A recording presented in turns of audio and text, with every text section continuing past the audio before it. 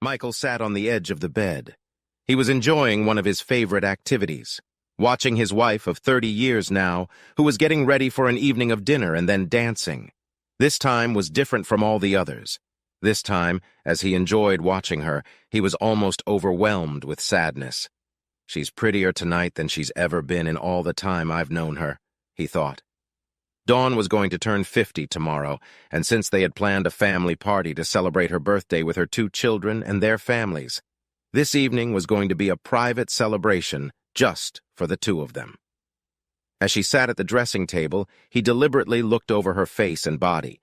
She's still good, he reflected. Gorgeous hair, beautiful face, and the same trim figure she's worked so hard to maintain over the years. And don't forget that wonderfully shaped ass she teases me with all the time. He felt his pride and love for her deeply, and then sadness crept back into his heart. He was a practical guy. He prided himself on his analytical skills. If there was a problem, especially at work, he was the person to go to for an answer. It might not be the quickest answer, but you could rely on the fact that it would be the most logical and well-thought-out answer. Unfortunately, that was why he sat on the edge of the bed in their bedroom and watched with a heavy heart as his wife got ready for the evening. Is this really the last time I get to enjoy her doing this? I still love her with all my heart, body, and soul. What did I do wrong? Why couldn't I have seen this coming in time to do something about it? Am I right?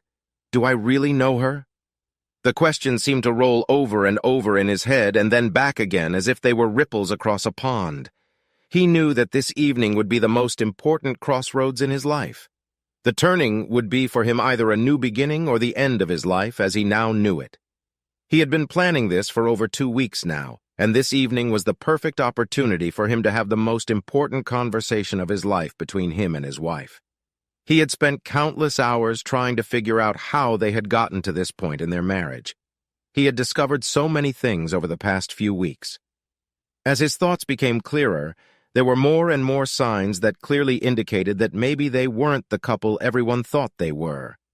Again, he regretfully listed them carefully in his mind to see if perhaps he had missed something or even misunderstood what he had done.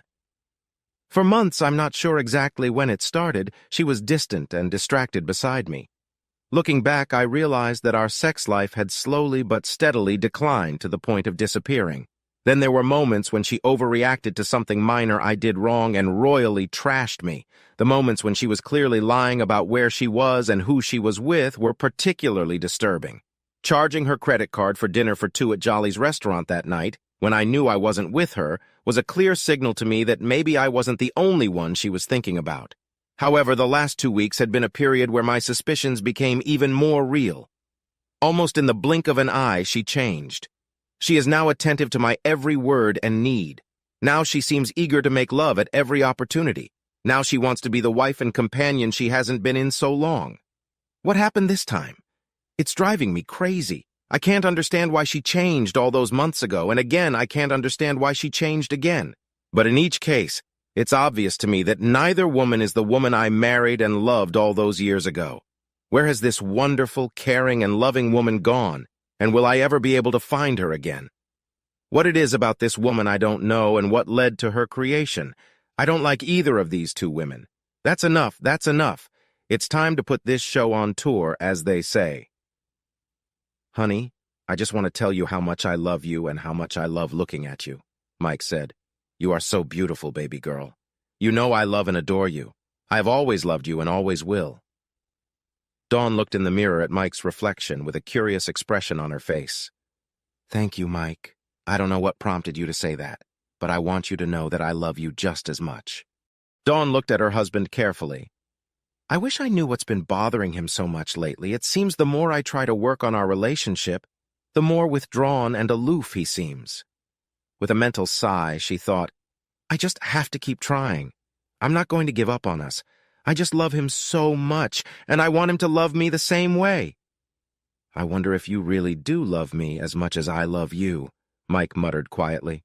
What did you say, Michael? You've been mumbling a lot the last couple weeks. I really want you to speak up. Looking at her face, he said, I wonder if you really love me as much as I love you. The look on her face would have been amused in most other circumstances. The shock of his words left her mouth open and gulping for air with her mouth. With resentment in her voice, she asked, "Why would you say something like that? How could you even think of something like that, let alone say it out loud?" "Honey," he said, "we really need to talk. We have a little time before we leave, and I have something I want to say to you, and some questions. I don't need an answer yet, but I definitely want answers before the night is over. Of course, you can ask me any questions you want. I have no secrets from you because you are my husband, my soulmate." Michael almost laughed out loud. The tension in his body was so strong that he felt like a wire stretched to its limit. "Dawn, I want you to listen to me carefully. I have a number of questions and some statements I want you to listen to, and I don't want any answers right now. I would prefer that you take the time during our night to carefully consider your answers. It will be a difficult request, but you really need to know that the life of our marriage depends on your truthful answers." "Oh, shit! He wants a divorce! I had no idea it could go this bad." Dawn gasped, but as her husband had asked, she kept her comments to herself. Michael carefully and methodically went through his questions and statements about his fears that something was seriously wrong with their relationship. "First, you basically cut me out of your life for several months. Then for the past 2 weeks, you've been acting like you're my slave, and you've been trying your hardest to fulfill my every need, including any need I might desire in our bedroom. Your mood swings were spectacular and completely unpredictable. I've been walking for months as if I were treading a minefield with your emotions ready to explode at the slightest misstep. You've lied to me more than once about where you've been and who you've been, and the final nail in that old coffin of a marriage was paying for dinner for 2, and I'm damn sure I wasn't with you then. So where am I going with this? I think you're having an affair. I think your affair recently ended, and you think you can jump from his bed back into mine. So the questions are: 1. Do you want a divorce? 2. Do you love him? 3. How many times and with how many guys have you cheated? 4. Do you want to stay in the marriage, and if so, will you continue to cheat further? And 4. What reason or reasons can you give me to convince me that I want to stay married to you?" Dawn just sat there. Michael thought she was showing tremendous control. He did place a great emotional burden on her. Dawn wasn't showing control. She was just at a loss for words. Michael stood up and said, "Dawn, finish getting ready and I'll meet you downstairs. We have to hurry or we'll be late for dinner." Somehow she was able to finish her preparations and meet Michael downstairs. Somehow she was able to survive the evening, and after Michael reminded her that he didn't want to discuss his charges any further for the rest of their evening, she was able to almost enjoy the time she had with her husband. She did have too much to drink, and by the time they got home, she was only ready for sleep and nothing else. She was mentally exhausted, and, having consumed alcohol, knew she was in no condition to continue the conversation with her husband. So she complained of fatigue and a headache. She quickly changed into her nightgown and climbed onto her side of the bed. Fortunately for her, she fell asleep instantly. Michael decided that he would postpone the discussion until morning, and wasting no time, went to bed. And surprisingly, he was able to fall asleep quickly and slept soundly all night. The next morning, Michael got up first, took a shower, went to the kitchen, and started making breakfast. He started making coffee first, as he knew from years of experience that Dawn would come in soon, as she almost always did, because she wasn't the type to stay in bed for long. When she entered the kitchen, he was sitting at the table. "Can I get you a cup of coffee? Do you want some toast or something?" "Yeah. I want coffee, Michael. Thanks for the offer, but I don't think my stomach's ready for anything yet. Last night, with all that was said and done, and with alcohol on top, my stomach would rather do without breakfast."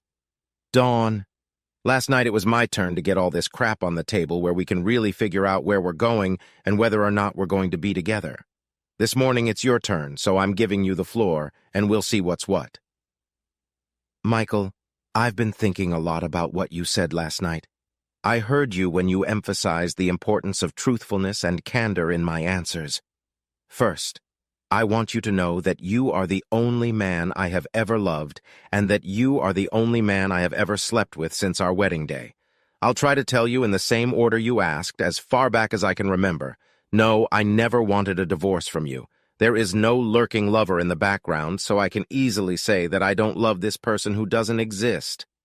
Again, I've never cheated on you since we got married, so there is no army of men I've slept with to confess to you. I want to stay married to you more than life itself, and I will remain faithful to you until death finally do us part. That credit card charge was just a business dinner that you either forgot about, or worse, I forgot to mention to you. Finally, the only reason you would want to stay married to me is because I love you.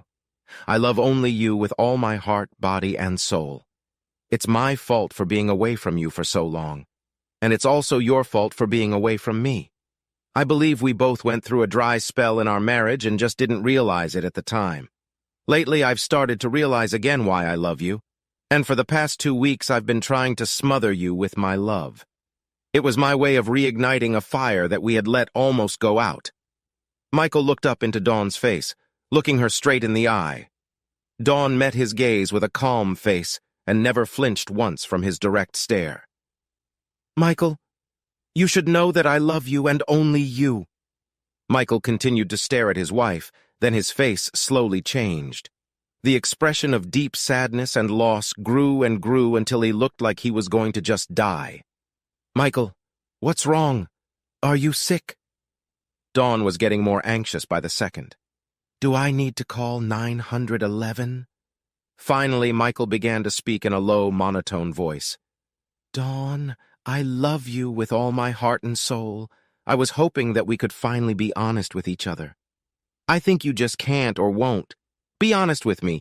I gave you every opportunity because I really wanted to stay married to you for the rest of our lives. Mike's voice began to grow stronger, and it was easier to hear the note of anger in his tone. I'm sure I did everything I could to save our marriage, and I know you didn't do your part. Michael reached into his desk drawer, pulled out a large manila paper envelope, and handed it across the table to his wife. Dawn, I still love you, but love is not enough, and I don't want to be your husband anymore. I've filed for divorce. You need a lawyer. I don't want to see you or talk to you ever again. I'm going to pack some things, and I'll be leaving soon. I must say I am sorry, but as I don't believe you are sorry, I see no reason to think so. You made your bed, and now you'll have to sleep in it without me forever. Michael slowly got up and went straight upstairs, where he began to gather his clothes and toiletries. He had already gotten a hotel room, and on the advice of his attorney had made all the necessary financial arrangements to begin separating himself from his soon-to-be ex-wife. Dawn didn't realize what was happening. She was so stunned by Michael's words and actions that she was unable to act. She just sat at the kitchen table while Michael packed his things. When he left, she continued to sit motionless at the table for almost an hour. Finally, she managed to drag the dreaded envelope to her. She opened the flap and pulled out papers that clearly spelled out the end of her life with Michael. Why didn't he believe me? Why did he think such a terrible thing about me? I know we can work this out, but he didn't even give us a chance. Dawn looked at the paper without reading it, and then noticed that something was still in the envelope. It looked like a photograph, so she reached in and pulled it out. It was a picture of her making love. The photo clearly showed that she was on the marital bed in her own home. The photo also clearly showed that the man having her was not Michael. A scream escaped her lips. She realized that Michael knew. She thought that she had lied so carefully and so skillfully about her affair with Phil, and that Michael would believe her. She ended the affair and honestly tried to repair the damage to her marriage and her husband. She didn't realize then, as she does now, that the only way to save her marriage was to be sincere and honest. Of course, since she had cheated on her husband, honesty and truthfulness were not among her top personal qualities. The bitterest pill to swallow was that her husband had left and was never coming back. She was sure that Michael would keep his word and that divorce was the only solution he would find acceptable. She was also sure that she had truly lost the only man she had ever truly loved. The final sad fact was that the affair, with all its marvelous sex, had not been worth a single moment of the time she had spent with her husband. She was reminded of her vows at their beautiful, lavish wedding, to have and to hold in sickness and in health, forsaking all others. It was the final arrow that had plunged into her heart and finally delivered some of the pain her husband had been experiencing these past weeks. This pain couldn't compare to his, but it was the worst pain she had ever felt. She knew she was a cheater. She had cheated on her husband, their children, and their entire family. She would be a cheater now and for the rest of her life. Her whole family looked up to her and saw her as nothing but a whore,